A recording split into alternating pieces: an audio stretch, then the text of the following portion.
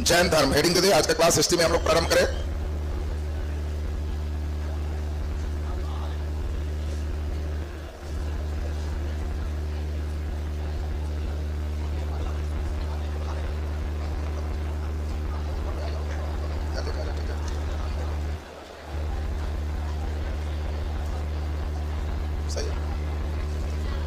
चलिए रे शांति बनाओ, ध्यान दो बढ़िया से।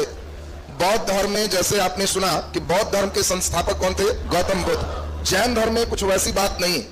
जैन धर्म कहता है कि सबसे इंपॉर्टेंट है एक तीर्थ। तीर्थ का मतलब समझते हो? धर्म की यात्रा, धार्मिक जगह जाना। आप लोग सुने होंगे कि तीर्थ यात्रा पर गए, नाम सुने हो ना? यहाँ पे तीर्थ का मतलब है भव सागर की यात्रा, और जो भव सागर की यात्रा करवाते हैं उनको तीर्थंकर कहे जाते हैं। भव सागर समझते हो? संदेह बना रहे। भाव सागर का मतलब है कि नीचे से लेके कहां तक? ऊपर। ऊपर का मतलब है कि मरने के बाद जहां लोग जाएगा उसको भाव सागर कहते, और उस यात्रा को जो करवाएंगे उसको हम लोग क्या कहते हैं? तीर्थंकर। और जैन धर्म में कुल कितने तीर्थंकर हैं? 24 तीर्थंकर। सुनेंगे आप? रे बुनमान मत करो, ध्यान दो। जैन धर्म में 24 तीर्थंकर की बात है। बुद्ध धर्म जैसा नहीं कि केवल गौतम बुद्ध हुए तो हो गया। इसमें ही कहता है कि हमारे 24 ऐसे आदमी हैं जो ऐसा कंडीशन प्राप्त किए जो साधारण व्यक्ति नहीं प्राप्त कर सकते। ये लोग निर्ग्रंथ हैं, ये लोग कैवल्य की प्राप्ति किए। कैवल्य का मतलब है कि जो व्यक्ति कैवल्य प्राप्ति कर लेगा उसको जीने के लिए भोजन भी नहीं चाहिए। जो कैवल्य प्राप्ति कर लेगा उसको वस्त्र की आवश्यकता नहीं है। जो कैवल्य प्राप्ति कर लेगा उसको कड़ाके के ठंड में भी कोई कपड़ा ओढ़ने की जरूरत नहीं है, गर्मी उसको नहीं लगेगी। तो कैवल्य साधारण लोग नहीं है। तुम झूठ मूठ बोलोगे कि हमको भी कैवल्य मिल गया तो तुमको 18 दिन भूखे रख के चेक करेगा कि भूख लगता है कि नहीं। कड़ाके के ठंड में ऐसा ही छोड़ देगा, ना रजाई ना तोशक ना तकिया, नीचे चुपचाप रहो। अगर बोलोगे ठंड लगता है तो नहीं मिला तो समझ रहे होगे कितना विशेष स्थिति। और 24 तीर्थंकर इनके ऐसे हैं जो इसमें कैवल्य की प्राप्ति की।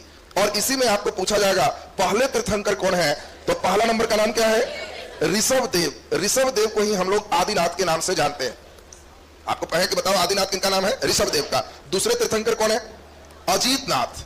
अजीतनाथ। तीसरे तीर्थंकर कौन है? शंभवनाथ। शंभवनाथ। बाकी सीधे 19वां ध्यान रखना है मलिनाथ। इसके बाद नीचे का तीनों आपको ध्यान रखना है 22, 23 एंड 24। सुन लो, खाली एक रटोगे ऋषभ देव तो ये तुम्हारा छोटे एग्जाम के लिए हो गया। एसएससी रेलवे केवल पहला नंबर पूछेगा। बाकी बीपीएससी और थोड़ा ग्रेजुएशन लेवल दरोगा वगैरह का एग्जाम दोगे, ऊपर 3 नीचे 3 और एक मलिनाथ। आईएएस का परीक्षा दोगे 24 क्लियर होना चाहिए। सबका रेंज है, बस पढ़ना वहां भी वही है। वहां सीधे दे देगा एक बार में कि बस 18वां नंबर में कौन थे, 21वां नंबर कौन थे, तो वहां सब तुमको याद होना चाहिए। तो खैर अभी हम लोग देखें 22वां नंबर में जो है इनका नाम है अरिष्टनेमी। 23 नंबर जो है इनका नाम है पार्श्वनाथ, और 24 नंबर में है महावीर स्वामी। ये महावीर सुनिए आप ठीक से। जैन धर्म में कुल कितने तीर्थंकर हैं? 24। पहले तीर्थंकर ऋषभ देव, या इनका दूसरा नाम क्या है? आदिनाथ। दूसरे तीर्थंकर अजीतनाथ। तीसरे नंबर शंभवनाथ। चौथे नंबर मलिनाथ। बताओ 22वां अरिष्टनेमी, 23वां पार्श्वनाथ और 24वां महावीर। अब देखो इंपॉर्टेंट 2-3 घटना है जिसको आपको समझना है। प्रमुख पुस्तक सारे बच्चे नाम सुने होंगे, ऋग्वेद। ऋग्वेद का नाम तो सुने हो? ऋग्वेद में भी जैनों के तीर्थंकर का उल्लेख किया गया, और इन सभी में 2 तीर्थंकर का नाम ऋग्वेद में मिलता है। तो आपको पूछा जाएगा कि बताओ किस 2 तीर्थंकर का नाम ऋग्वेद में मिलता है। तो एक तीर्थंकर है जिनका नाम है ऋषभ देव, और दूसरा नंबर है अरिष्टनेमी। तुमको क्वेश्चन देगा किस जैन तीर्थंकर का नाम ऋग्वेद में मिलता है? अजितनाथ, शंभवनाथ, इसमें ऋषभ देव, अरिष्टनेमी। इनमें से एक से अधिक सही, कोई सही नहीं, तो एक से अधिक सही हो जाएगा। 2 तीर्थंकर का नाम कहां पे मिलता है? ऋग्वेद में। आगे पढ़ोगे जैन धर्म में 2 हैं, एक का नाम कहते हैं श्वेतांबर और एक का नाम है दिगंबर। अंबर मीन्स क्या होता है? वस्त्र। अंबर माने वस्त्र। जो उजला कपड़ा पहनते हैं उनको श्वेतांबर कहे जाते हैं। जो कोई वस्त्र नहीं पहनते उनका कहना है दिक जोड़ अंबर, दिशाएं ही हमारा वस्त्र है। जो पूरा पश्चिम उत्तर दक्षिण जो दिशा डायरेक्शन है वही मेरा वस्त्र है, तो उनको हम लोग दिगंबर कहते हैं। और दिगंबर परंपरा के अनुसार महिलाएं को कभी भी तीर्थंकर नहीं हो सकते, महिलाओं को कैवल्य प्राप्ति नहीं होते। यानी 24 के 24 तीर्थंकर हमारे पुरुष हैं। श्वेतांबर परंपरा के अनुसार महिलाएं भी श्वेत वस्त्र धारण कर सकती है और वे भी तीर्थंकर हो सकते हैं, और इसीलिए 19वां नंबर आपको लिखा गया। श्वेतांबर परंपरा के अनुसार 24 तीर्थंकर में सिर्फ एक तीर्थंकर मलिनाथ, श्वेतांबर कहता है कि महिला। तो आपको क्वेश्चन देगा श्वेतांबर परंपरा के अनुसार निम्नलिखित में किस तीर्थंकर को महिला माना गया? तो आंसर कौन होगा? मलिनाथ। दिगंबर परंपरा कहता है कि महावीर स्वामी कभी विवाह नहीं किए। ये नहीं कि यशोदा उनकी पत्नी थी, प्रियदर्शना पुत्री थी, विवाह ही नहीं की। हाँ, अब एक प्रियदर्शना है तो उसको बेटी जैसा माने, बेटी कहे तो प्रियदर्शना उसकी मुंह बोली बेटी है, विवाह से नहीं। श्वेतांबर कहता है कि नहीं, विवाह शादी भी कर सकते हैं तीर्थंकर, पूर्व में विवाह हो सकते हैं, और इनका पहले से विवाह था। तो यशोदा के पत्नी के रूप में जो कंसेप्ट है वो बताओ, श्वेतांबर परंपरा है कि दिगंबर? किसमें है? श्वेतांबर परंपरा के अनुसार है। क्वेश्चन पूछ दे, दिगंबर परंपरा के अनुसार महावीर की पत्नी कौन थी? कोई नहीं। उसमें यशोधरा और यशोदा भी चॉइस में रहेगा, आंसर कोई नहीं। इस परंपरा के अनुसार उनकी कोई पत्नी नहीं है। अब एक इंपॉर्टेंट बात हम लोग सुनेंगे। अब यहां से मेन हम लोग डिटेल आज के क्लास में भी सुनेंगे किनके बारे में? महावीर के बारे में। महावीर की पूरी बात एक तेजी से आपको सुन लेना है और तब जैन फिलॉसफी आपको सुनाएगा। जैन दर्शन और बौद्ध दर्शन में फिर कंपैरिजन करवाएंगे, क्या दोनों में समान है क्या अलग है, तब कुछ क्वेश्चन राउंड होगा, ये कंप्लीट हो जाएगा। तो तेजी में सुनेंगे। महावीर शुद्ध बिहारी है, शुद्ध बिहारी एकदम खाटी। बिहार में जन्म हुआ, बिहार में ही ज्ञान प्राप्ति हुआ, बिहार में ही प्रथम उपदेश दिए और बिहार में ही मर गए, सब शुद्ध बिहारी। उनका देखो गौतम बुद्ध के नेपाल में जन्म लिए, बिहार में ज्ञान प्राप्त किए, उपदेश देने यूपी चले गए, दिख रहा है, और कुशीनगर में जाके मरे। तो उनका इंटरनेशनल खिलाड़ी हुआ है, कई जगह मूवमेंट, इनका हर चीज बिहार में। महावीर काम पूछे, जन्म बिहार, ज्ञान प्राप्ति बिहार, प्रथम उपदेश बिहार, मृत्यु बिहार। और यही ध्यान रखना है कि इनके बचपन का नाम क्या है? वर्धमान, इसलिए कई जगह लिखा रहेगा वर्धमान महावीर। इनका जन्म 540 ईस्वी पूर्व में कहां हुआ? वैशाली के, सारे बच्चे जानते हो जगह का नाम कुंडग्राम। हाँ बोलिए। हाँ एनसीईआरटी देता है, लेकिन ज्यादातर किताबों में आप देखोगे तो आप इसी से सहमत रहना। 540 ईस्वी पूर्व इनका जन्म है और 468 ईस्वी पूर्व इनकी मृत्यु। ये डेट पे ज्यादा इतिहासकार सहमत। एनसीईआरटी डेट इससे अलग देता हुआ 540 नहीं लिखा हो, लेकिन आपको परीक्षा में यही मारना है, ज्यादातर इतिहासकार इसी से सहमत। तो महावीर का जन्म कब है? 540 ईस्वी पूर्व, मृत्यु कब है?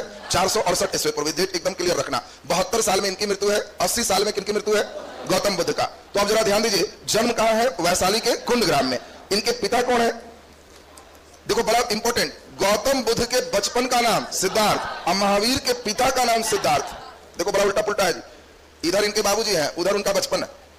गौतम बुद्ध के बचपन का नाम सिद्धार्थ और महावीर के पिता का नाम सिद्धार्थ। माता, तो इनकी माता है त्रिशला। माता कौन है? त्रिशला। आप सारे बच्चों को याद होगा गौतम बुद्ध किस कुल के थे? शाक्य कुल के थे। इनका कुल ज्यादा इंपॉर्टेंट है।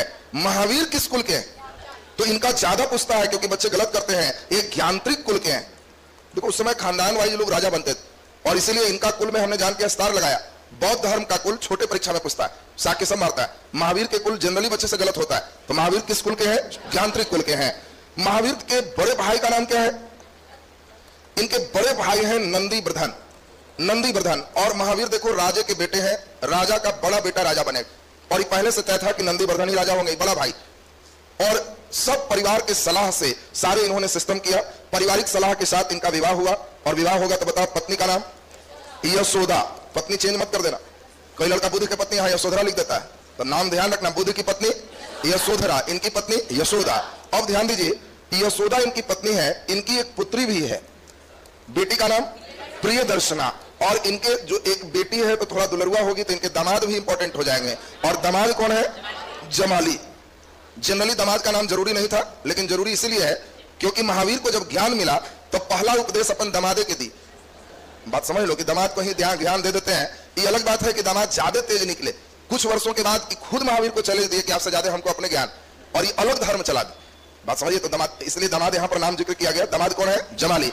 अब सुनो ठीक से, अब यहां इंपॉर्टेंट है, कुछ वर्षों के बाद इनके पिता और माता की मृत्यु होगी। जब मर गए तो बताओ राजा कौन बने? नंदीवर्धन। शुरू से ही महावीर को वैराग्य की इच्छा थी कि हम वैराग्य लेंगे, हमको राजा नहीं बनना है। ऐसे भी छोटे भाई हैं, बनते भी नहीं। तो इन्होंने अपने भाई से एक परमिशन लिया। जब ये 28 वर्ष की अवस्था में थे तो इन्होंने, इनके पिता की मृत्यु हुई और ये अपने भाई से कहे कि अब हम घर छोड़ना चाहते हैं, हम वैराग्य चाहते हैं। भाई ने कहा कि भाई अभी तो हम जस्ट राजा बने हैं, 2 साल का मोहलत दो, हमारी मदद करो, 2 साल बाद तुम वैराग्य ले लेना। और भाई के कहने पर ही 28 वर्ष में ये बोले थे, 2 साल जोड़ोगे तो कितना साल हुआ? 30 साल। 30 साल के जब ये हुए, भाई पत्नी सबको कहते हुए, सोए हुए में नहीं भागे, सबको कह के और अपना गृह त्याग किए और घर छोड़ने के बाद 12 वर्षों तक कठोर तपस्या की। इनका तपस्या बहुत भयंकर है। इन्होंने भी 1 साल के बाद 13 महीना बाद झारखंड की एक नदी नाम सुने होंगे, स्वर्ण रेखा, वही नदी पहले नाम था स्वर्ण बालू नदी। उसी नदी के किनारे इन्होंने वस्त्र का त्याग किया। 1 साल बाद इन्हें लगा कि अगर हमारे पास वस्त्र होगा तो बार बार हमें लगने लगेगा कि वस्त्र पुराना हो गया है, नया सिलाना है, 2-3 सेट सिला लेना है, फिर सिलाने के लिए हमको पैसा चाहिए, फिर हम ध्यान नहीं दे पाएंगे और इसीलिए हम वस्त्र ही नहीं पहनेंगे। ऐसा कहां कोई जीव है जो वस्त्र पहनता है मानव को छोड़कर? एक मानव एकमात्र जीव है जो वस्त्र पहनता है। तो इन्होंने कहा कि जैसे ईश्वर ने हमको जिस रूप में दिया है हम उसी रूप में रहेंगे, और इन्होंने वस्त्र का त्याग कर दिया। किस नदी के किनारे? स्वर्ण बालू नदी के किनारे, जो झारखंड की नदी है, और 12 वर्षों तक सोचो निर्वस्त्र रह के, कड़ाके के ठंड में भी ओढ़ने के लिए कुछ नहीं है, भीषण गर्मी में भी बचने के लिए कुछ नहीं है, और जंगल में रह के इन्होंने 42 वर्ष की अवस्था में कैवल्य की प्राप्ति किया। ये देखो शब्द में अंतर है। बौद्ध धर्म में तुमको यहां पे एक शब्द लिखे थे, निर्वाण की प्राप्ति किया, याद है सबको? जैन धर्म निर्वाण का मतलब मृत्यु कहता है, और वह ज्ञान का मतलब कैवल्य कहता है। तो आपको पूछा जाएगा कि बताओ महावीर को कैवल्य कितने वर्ष में मिला? 42 साल। और जब इन्हें ज्ञान की प्राप्ति हुई तो इन्होंने अपना पहला उपदेश राजगीर के बगल में ही एक पहाड़ी है, वितुलाचल की पहाड़ी। ये वितुलाचल पहाड़ी एक्चुअल में झारखंड में पड़ता है, और एक नदी है वहां, बराकर नदी। आप जब नदी पढ़ाएंगे झारखंड का तो उसमें देखोगे मैथन बांध वगैरह इस बराकर नदी पे है। और झारखंड के बराकर नदी के पास पहाड़ी का नाम क्या है? वितुलाचल पहाड़ी। महावीर ने अपना पहला उपदेश दिया। इन्होंने अपना पहला उपदेश किसको दिया? अपने दामाद जमाली को। यहां ज्ञान प्राप्ति में नदी का नाम मिलता है ऋजुपालिका। आपसे पूछा जाए कि बताओ महावीर को किस नदी के किनारे ज्ञान मिला? ऋजुपालिका नदी के किनारे। किस वृक्ष के नीचे मिला? साल वृक्ष के नीचे।